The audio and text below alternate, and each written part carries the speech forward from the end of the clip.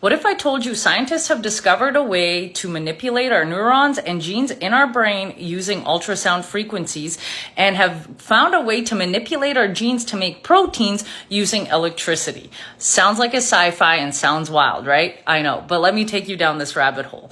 So let me go back to genes and genetic material. So for the longest time, scientists have thought that we only use 2 to 10% of our DNA. The rest was just considered junk DNA. Now, for us to have almost 90% junk DNA almost seemed impossible. So scientists started to study what it actually does. Some have discovered that certain part of our junk DNA actually are viral DNA embedded into our DNA from our ancestral lineages. Now, depending on how they mutated over the thousands of years, some of the mutations can actually cause cancer, Alzheimer's, and other diseases such as autoimmune diseases. Wild, but let me show you. So viral junk DNA, over the course of hundreds of thousands of years, many viruses have inserted their genetic material into our DNA, resulting in nearly 6 times more viral DNA in the human genome than protein coding DNA. And this viral DNA can sometimes produce harmful proteins that can trigger cancer or other diseases. And there have been many studies done before about the effects of EMR, electromagnetic radiation, on certain illnesses such as cancers, Alzheimer's, headaches, nausea, and so forth. Let me show you a graph that I found from that study. So here is the graph that they took from this study that says we are surrounded by electromagnetic radiation like never before. And studies are linking EMR to cancer, Alzheimer's, autism, chronic fatigue, headaches, and other health issues.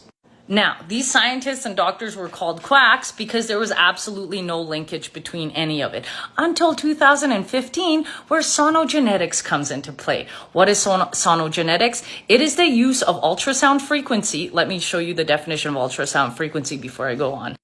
So humans can hear sound waves with frequencies between 20 hertz and 20 kilohertz. Any frequencies higher than this range are termed as ultrasound. So we're not talking about like the medical ultrasound. And sonogenetics delivers complete brain control using ultrasound and genetics.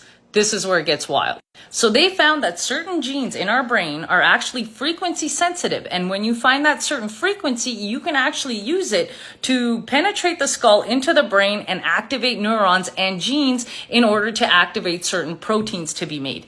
This is why it's super important for us to eat healthy and not have any chemicals in our water, in our food, or in our air, because those chemicals can actually disrupt the protein pathway, either activate it, overactivate it, or completely deactivate it, which is what causes disease. Now they have a way of controlling our brain waves to make us either happy, sad, aggressive, and so forth with this sonogenetic technology.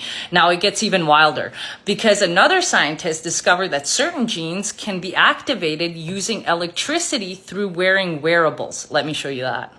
A scientist in Zurich basically made the direct current actuated regulation technology, or DART, that can trigger specific gene responses with an electrical current through wearing a wearable. What does wearable mean? I don't know, fancy dancy electronic eye watches or watches, maybe even necklaces. We don't know yet.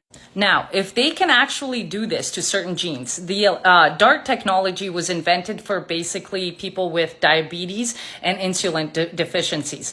And said wearable would activate that gene in order to make insulin, so you wouldn't need to get insulin shots anymore. Perfect and like really good for technology innovation. But what if this technology got in the wrong hands, in the hands of the government? Do we know what bandwidth frequency 5G uses? Is it within that range for sonogenetics? Are they already using this technology on us? Now, if they discover that certain of our junk DNA can be activated through electromagnetic radiation or, ultrasound radiation, or even through these wearables, could we as a human race be inducing all of these illnesses through the junk DNA without even knowing it yet? Or do you think that they already have this technology and they're using it on us? What do you guys think? Because I thought this theory was absolutely super wild, and I want to thank the person in my comment section who told me to go look up sonogenetics, because it's led me down this rabbit hole and I absolutely love it. So thank you. But I want to know what you guys think. Do you guys think that this is being wildly used on us already? Do you think that all of these electronic devices have an unhealthy impact on our lives? Do you guys know any other studies that you can give me that I can kind of search up? If so, please do, because I absolutely love it. Awesome. See you guys.